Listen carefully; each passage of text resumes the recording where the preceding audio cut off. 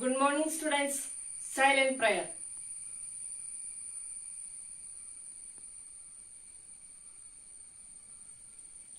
എന്തൊക്കെയുണ്ട് വിശേഷങ്ങൾ? എല്ലാവർക്കും സുഖമൊക്കെയാണോ? ഇന്നലെ പഠിപ്പിച്ചതൊക്കെ എല്ലാവരും പഠിച്ചോ? ഇന്നലെ നമ്മൾ എന്തായിരുന്നു പഠിച്ചത്? നമ്മൾ ഇന്നലെ പഠിച്ചത് ബഹുഭുജ രൂപങ്ങളെ കുറിച്ചായിരുന്നു. എന്താണ് ഈ ബഹുഭുജ രൂപങ്ങൾ? മൂന്നോ അതിലധികമോ വശങ്ങളുള്ള അടഞ്ഞ രൂപങ്ങളെയാണ് നമ്മൾ എന്തു പറയുന്നത്? ബഹുഭുജ രൂപങ്ങൾ എന്ന് പറയുന്നത്. എങ്കിൽ ഇന്നലെ പഠിപ്പിച്ച കുറച്ച് ബഹുഭുജ രൂപങ്ങളിലെ ചിത്രങ്ങൾ ഞാൻ നിങ്ങളെ കാണിക്കാം. അതിനുശേഷം അവ ഏതാണെന്ന് നിങ്ങൾ തിരിച്ചറിയണം. കേട്ടല്ലോ? റെഡിയല്ലേ എല്ലാരും? ഇതേത് ബഹുഭുജ രൂപമാണ്? ഇതാണ് ത്രികോണം. എങ്കിൽ ഈ ത്രികോണത്തിന്റെ പ്രത്യേകത എന്തൊക്കെയാണ് ഒന്ന് പറയാവോ? ത്രികോണത്തിന് 3 വശങ്ങളുണ്ട്. പിന്നെയോ 3 മൂലകളുണ്ട്. 1, 2, 3. പിന്നെയോ ത്രികോണത്തിലെ കോണുകളുടെ തുക എന്ന് പറയുന്നത് എന്താണ്? 180 ഡിഗ്രി. ശരിയല്ലേ? നമുക്ക് അടുത്ത ബഹുഭുജ രൂപങ്ങളിലേക്ക് പോകാം.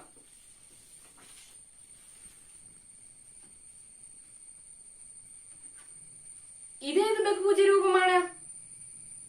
ഇതാണ് ചതുർഭുജം. ഈ ചതുർഭുജത്തിന്റെ പ്രത്യേകതകൾ എന്തൊക്കെയാണ്? ചതുർഭുജത്തിന് 4 വശങ്ങളുണ്ട്. ശരിയല്ലേ? പിന്നെയോ 4 മൂലകളും ഉണ്ട്. ഈ ചതുർഭുജത്തിന്റെ കോണുകളുടെ പ്രത്യേകതയെ കുറിച്ച് നിങ്ങൾ പഠിച്ചിട്ടുണ്ടോ? ഈ ചതുർഭുജത്തിന്റെ കോണുകളുടെ തുക എന്തായിരിക്കും? ഒന്ന് കണ്ടുപിടിക്കാവോ? എല്ലാരും ബുക്കൊന്ന് എടുത്ത് എഴുതി നോക്കിക്കേ. കിട്ടിയോ? എങ്ങനെയാണ് കണ്ടുപിടിച്ചത് നിങ്ങൾ? ചതുർഭുജത്തിൽ ആദ്യം എന്ത് ചെയ്തു? ഒരു വികർണം വരച്ചു എല്ലാരും ഒന്ന് കാണിച്ചേ. അതെങ്ങനെ ഇരിക്കുന്നത്? ഇങ്ങനെയാണോ ഇരുന്നത്? വികർണം എന്ന് പറയുമ്പോ അതെങ്ങനെ വരച്ചു? അടുത്തടുത്തല്ലാത്ത 2 മൂലകൾ തമ്മിൽ യോജിപ്പിച്ചു. ചിലപ്പോൾ ചിലർ വരച്ചത് ഇങ്ങനെയായിരിക്കും. കുഴപ്പമില്ല, നമുക്ക് ഇങ്ങനെ എടുക്കാം. ഇപ്പോൾ ചതുർഭുജം ഏത് രൂപത്തിലായി? ചതുർഭുജത്തിൽ ഇപ്പോൾ 2 ത്രികോണങ്ങളായി. പിന്നെയോ ഈ ചതുർഭുജത്തിലെ ഈ 2 മൂലകളിലെ കോണുകൾ എന്തായി? 2 ത്രികോണങ്ങളിലെ കോണുകളായി. അതുകൊണ്ട് നമുക്ക് ചതുർഭുജത്തിലെ കോണുകളുടെ തുകയെ കുറിച്ച് എന്തു പറയാം? ചതുർഭുജത്തിലെ കോണുകളുടെ തുക എന്ന് പറയുന്നത് ഈ 2 ത്രികോണത്തിലെ കോണുകളുടെ തുകയാണ്. ശരിയല്ലേ? എങ്കിൽ ബുക്കിലൊന്ന് എഴുതിക്കേ എല്ലാവരും. ബുക്കിൽ എഴുതിയൊന്ന് വായിച്ചേ. ചതുർഭുജത്തിലെ കോണുകളുടെ തുക സമം എന്താണ്? 2 ത്രികോണത്തിലെ കോണുകളുടെ തുക. 2 ത്രികോണത്തിലെ കോണുകളുടെ തുക നമുക്ക് എങ്ങനെ എഴുതാം? 2 ഗുണനം 180 ഡിഗ്രി. കുടിച്ചു നോക്കിയിട്ട് ഉത്തരം ഒന്ന് പറഞ്ഞേ. എത്രയാണ് കിട്ടിയത്? 360 ഡിഗ്രി. ശരിയല്ലേ? എല്ലാവർക്കും അങ്ങനെയല്ലേ കിട്ടിയത്? ഇനി നമുക്ക് പഞ്ചഭുജത്തിലെ കോണുകളുടെ തുക എങ്ങനെ കണ്ടുപിടിക്കാൻ നോക്കാം. എല്ലാവരും ബുക്കിൽ ഒന്നൊരു പഞ്ചഭുജമൊക്കെ വരച്ചത് കണ്ടുപിടിച്ചേ.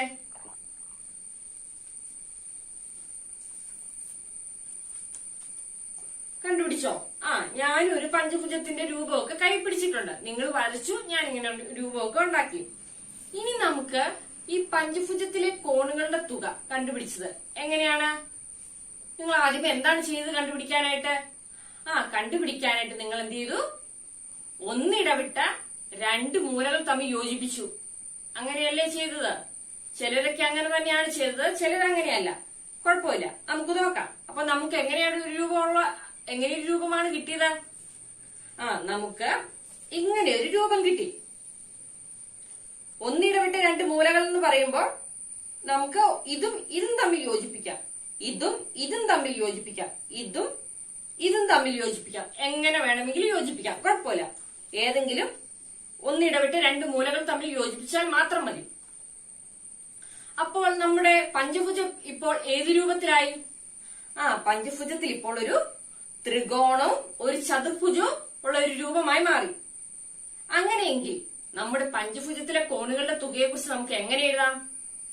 ബുക്കിൽ എഴുതിയിട്ടൊന്ന് വായിച്ചേ. പഞ്ചഭുജത്തിലെ കോണുകളുടെ തുക സമം എന്താണ് എഴുതിയത്? ചതുർഭുജത്തിലെ കോണുകളുടെ തുക അധികം ത്രികോണത്തിലെ കോണുകളുടെ തുക. ചതുർഭുജത്തിലെ കോണുകളുടെ തുക എത്രയാണ്?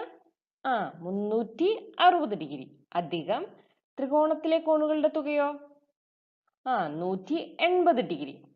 അപ്പോൾ സമം നമുക്ക് എത്ര കിട്ടും? കൂട്ടി നോക്കിക്കേ. 540 ഡിഗ്രി. അതായത് നമുക്ക് എന്ത് കിട്ടി? പഞ്ചഭുജത്തിലെ കോണുകളുടെ തുക എന്ന് പറയുന്നത് എന്താണ്? 540 ഡിഗ്രിയാണ്. പഞ്ചഭുജത്തെ ഇങ്ങനെ ത്രികോണവും ചതുർഭുജവുമായി ഭാഗിക്കാം എന്ന് നമ്മൾ കണ്ടു കഴിഞ്ഞു. അല്ലാതെ മറ്റൊരു വിധത്തിൽ പഞ്ചഭുജത്തിന്റെ കോണുകളുടെ തുക കണ്ടുപിടിക്കാൻ വേറൊരു പറയാൻ പറ്റുമോ?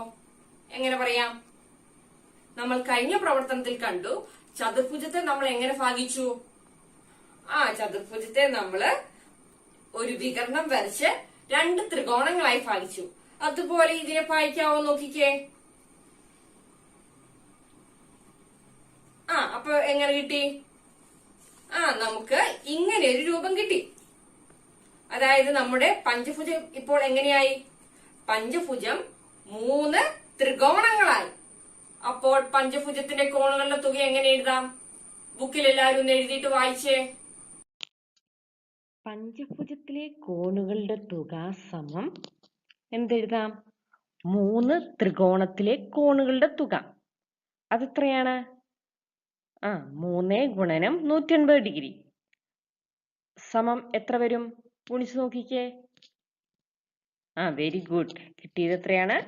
540 ഡിഗ്രി. അതായത് നമ്മൾ ആദ്യം ചെയ്തപ്പോഴും നമ്മുടെ രണ്ടാമത്തെ മറ്റൊരു വിധത്തിൽ ചെയ്തപ്പോഴും നമുക്ക് ശരിയായ ഒരേ ഉത്തരം തന്നെ കിട്ടി. അതായത് 540 ഡിഗ്രി എന്ന് കിട്ടി.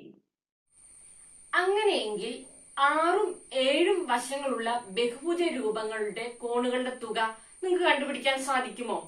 ഒന്ന് നോക്കിക്കേ. ഇനി നമുക്ക് ഈ പട്ടിക എങ്ങനെ പൂർത്തീകരിക്കാം നോക്കാം.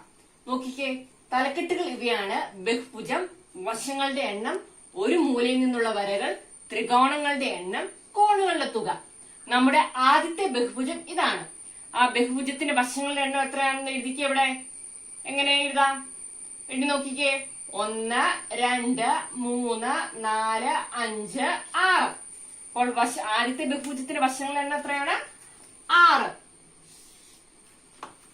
ഇവിടെ ഒരു മൂലയിൽ നിന്നുള്ള വരകൾ എത്രയാണ്? എണ്ണി നോക്കിക്കേ. 1, 2, 3. രണ്ടാമത്തേതോ? ത്രികോണങ്ങളുടെ എണ്ണം. ഈ ബഹുഭുജത്തിൽ എത്ര ത്രികോണങ്ങളുണ്ട്? 1, 2, 3, 4. ബഹുഭുജത്തിലെ കോണുകളുടെ തുക അപ്പോൾ നമുക്ക് എങ്ങനെ പറയാം? ബഹുഭുജത്തിലെ കോണുകളുടെ തുക എന്ന് പറഞ്ഞ എന്താണ്? ഈ 4 ത്രികോണങ്ങളുടെ തുകയാണ്. അതെത്രയാണ്? 4 ഗുണനം 180 ഡിഗ്രി.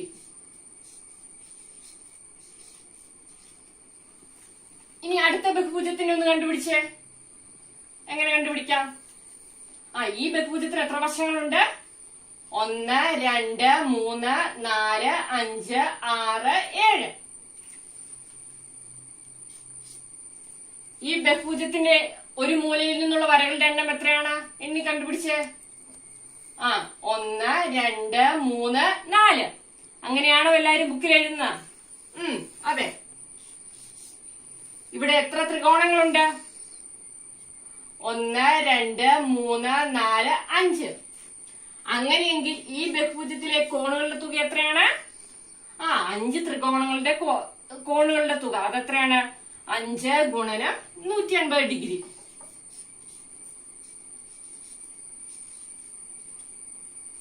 അങ്ങനെയെങ്കിൽ ഈ ബഹുഭുജത്തിന്റെ വശങ്ങളുടെ എണ്ണം ഒന്ന് പെട്ടെന്ന് പറയാൻ പറ്റുമോ? ഒന്ന് എണ്ണി നോക്കിക്കേ. എത്രയാണ് കിട്ടിയിരിക്കുന്നത്? 1, 2, 3, 4, 5, 6, 7, 8. അപ്പോൾ ഒരു മൂലയിൽ നിന്നുള്ള വരകൾ എത്രയാണ്? ഇനി നമുക്ക് എണ്ണി നോക്കാതെ പറയാൻ പറ്റുമോ നോക്കിക്കേ. 1, 2, 3, 4, 5. ത്രികോണങ്ങളുടെ എണ്ണമോ 1 2 3 4 5 6. അപ്പോൾ കോണുകളുടെ തുക എത്രയാണ്? 6 ഗുണനം 180 ഡിഗ്രി. അങ്ങനെയെങ്കിൽ n വശങ്ങളുള്ള ഒരു ബഹുഭുജങ്ങൾ അതിന്റെ ഈ പട്ടിക അനുസരിച്ച് പൂരിപ്പിക്കാൻ പറ്റുമോ? n വശങ്ങളുള്ള ബഹുഭുജത്തിന്റെ വശങ്ങളുടെ എണ്ണം n തന്നെ. അപ്പോൾ n വശങ്ങളുള്ള ബഹുഭുജത്തിന് ഒരു മൂലയിൽ നിന്ന് വരയ്ക്കാവുന്ന വരകളുടെ എണ്ണം എത്രയാണ്? ഇവിടെ 8 വശമുള്ളപ്പോൾ 5, 7 വശമുള്ളപ്പോൾ 4, 6 വശമുള്ളപ്പോൾ 3. അപ്പോൾ നമുക്ക് എത്ര എഴുതാം? അതായത് വശങ്ങളുടെ എണ്ണത്തിൽ നിന്ന് എത്രയാണ് 3 കുറയ്ക്കുന്നത്? എത്രയാണ്? ഇവിടെ n ന്യൂനം 3. അപ്പോൾ ത്രികോണങ്ങളുടെ എണ്ണം എത്രയാണ്? ഈ വശങ്ങളുടെ എണ്ണം, ഈ ഒരു മൂലയിൽ നിന്ന് വരയ്ക്കുന്ന വരകളുടെ എണ്ണത്തിനോട് എത്ര കൂട്ടണം? ഇവിടെ 1 കൂട്ടണം. അതെത്രയാണ്? n ന്യൂനം 3 അധികം 1. അതെത്രയാണ്? ന്യൂനം 3 അധികം 1 എന്ന് പറയുന്നത് എത്രയാണ്?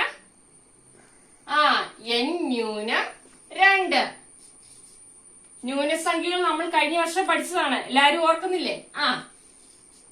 അങ്ങനെയെങ്കിൽ ഈ n വശങ്ങളുള്ള ബഹുഭുജത്തിന്റെ കോണുകളുടെ തുക എത്രയായിരിക്കും? ഈ ത്രികോണങ്ങളുടെ എണ്ണത്തിന് എന്ത് ചെയ്യണം? 180 ഡിഗ്രി കൊണ്ട് ഗുണിച്ചാൽ മതി.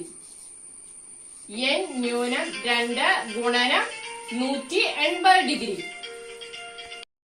എല്ലാവരും നോട്ട്ബുക്ക് എടുത്ത് എഴുതിക്കേ. n വശങ്ങളുള്ള ബഹുഭുജത്തിന്റെ കോണുകളുടെ തുക സമം n ന്യൂനം 2 ഗുണനം 180 ഡിഗ്രി. ഇതെല്ലാവരും നിർബന്ധമായും പഠിച്ചു വെച്ചിരിക്കണം. ഇത് വെച്ച് നമുക്ക് കുറച്ച് കണക്കുകളൊക്കെ ഇനി ചെയ്തു നോക്കാം. ചോദ്യം എല്ലാവരും വായിച്ചേ. 18 വശങ്ങളുള്ള ബഹുഭുജത്തിന്റെ കോണുകളുടെ തുക എത്ര? ഒന്ന് കണ്ടുപിടിക്കാൻ ശ്രമിച്ചേ. എന്താ ആദ്യം ചെയ്യേണ്ടത്? ആദ്യമേ നമ്മൾ എന്താണ് എഴുതേണ്ടത്? n വശങ്ങളുള്ള ബഹുഭുജത്തിന്റെ കോണുകളുടെ തുക അതെത്രയാണ്? n ന്യൂനം 2 ഗുണനം 180 ഡിഗ്രി. അപ്പോൾ നമുക്ക് എന്ത് പറയാം? 18 വശങ്ങളുള്ള ബഹുഭുജത്തിന്റെ കോണുകളുടെ തുക എന്ന് പറയുന്നത് എന്താണ്? എങ്ങനെ എഴുതാം? 18 ന്യൂനം 2 ഗുണനം 180 ഡിഗ്രി. 18 ന്യൂനം 2 എത്രയാണ്? 16. അപ്പോൾ നമുക്ക് എങ്ങനെ എഴുതാം? 16 ഗുണനം 180 ഡിഗ്രി. അതെങ്ങനെ കണ്ടുപിടിക്കാം? എല്ലാവരും നോട്ട്ബുക്കിന്റെ മാർജിനിൽ ഒരു കോളമൊക്കെ വരച്ച് കണ്ടുപിടിച്ചേ. 180നെ 16 കൊണ്ട് എങ്ങനെ ഗുണിക്കാം? 180 ഗുണനം 16 എന്ന് എഴുതുക. എഴുതി. ഇനി ഇത് ഗുണിച്ചേ. എങ്ങനെയാണ് ഗുണിച്ചത്? ആദ്യമേ ഈ 0 ഈ 6 കൊണ്ടും ഗുണിച്ചു.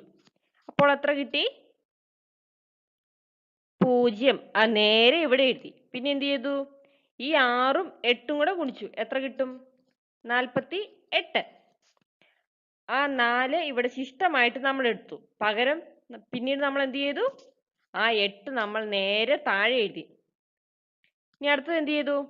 ഈ 6 1 കൊണ്ട് ഗുണിച്ചു. എത്ര കിട്ടി? 6. അതിൻ്റെ കൂടെ നമ്മൾ ഈ 4ഉം കൂടെ കൂട്ടി. അപ്പോൾ എത്ര? 10. നേരെ ഇവിടെ എഴുതി. ഇനി അടുത്തത് എന്ത് ചെയ്തു? 1ഉം 0 കൊണ്ട് ഗുണിച്ചു. എത്ര കിട്ടി? 0. അത് നമ്മൾ എവിടെ എഴുതി? 8ന്റെ താഴെ നേരെ എഴുതി. ഇനി അടുത്തതോ? 1ഉം 8ഉം കൊണ്ട് ഗുണിച്ചു. എത്ര കിട്ടി? 8. അതെവിടെ എഴുതി?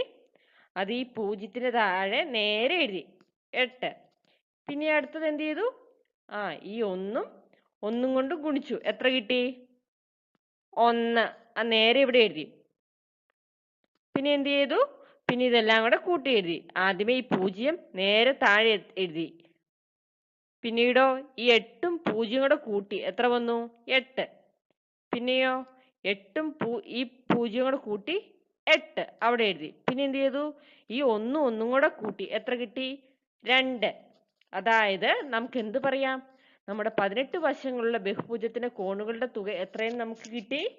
നമുക്ക് 2880 ഡിഗ്രി എന്ന് കിട്ടി. ശരിയല്ലേ? ഇപ്പോൾ എല്ലാവർക്കും മനസ്സിലായില്ലേ? രണ്ടാമത്തെ ചോദ്യം ഒന്ന് വായിച്ചു നോക്കിയേ. ഒരു ബഹുഭുജത്തിന്റെ കോണുകളുടെ തുക 8100 ഡിഗ്രി. അതിന് എത്ര വശങ്ങളുണ്ട്? എങ്ങനെ കണ്ടുപിടിക്കാം? ആലോചിച്ച് നോക്കിക്കേ.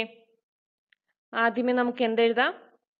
n വശങ്ങളുള്ള ബഹുഭുജത്തിന്റെ കോണുകളുടെ തുക അതെത്രയാണ്? n ന്യൂനം 2 ഗുണനം 180 ഡിഗ്രി. പിന്നെ നമുക്ക് എന്താണ് തന്നിരിക്കുന്നത്? നമുക്ക് ഏതോ ഒരു ബഹുഭുജത്തിന്റെ കോണുകളുടെ തുക 8100 ഡിഗ്രിയും തന്നിട്ടുണ്ട്. അപ്പോൾ നമ്മുടെ ചോദ്യം അനുസരിച്ച് നമുക്കിത് ഈ അറിയത്തില്ലാത്ത നമ്മുടെ ബഹുഭുജത്തിന്റെ വശങ്ങളെ നമുക്ക് n എന്ന് എടുക്കുകയാണെങ്കിൽ എങ്ങനെ എഴുതാം? ഈ n ന്യൂനം 2 ഗുണനം 180 ഡിഗ്രിയെ നമുക്ക് 8100 ഡിഗ്രി എന്ന് എഴുതാം. അങ്ങനെയെങ്കിൽ അടുത്ത സ്റ്റെപ്പിൽ എന്തെഴുതാം? n ന്യൂനം 2 സമം എന്തെഴുതാം? 8100 ഭാഗം 180 എന്ന് എഴുതാം. അപ്പോൾ അതൊന്ന് ഹരിച്ച് കണ്ടുപിടിച്ചേ. ബുക്കിന്റെ ഒരു മാർജിനൊക്കെ വരച്ച് ഒന്ന് എഴുതിക്കേ. എന്ത് ചെയ്യണം? നമ്മുടെ കോളത്തിനകത്ത് നമ്മൾ 8100 എഴുതി, പുറത്ത് നമ്മൾ എന്തെഴുതി? പുറത്ത് നമ്മൾ 180 എഴുതി. ഇനി എന്ത് ചെയ്യണം?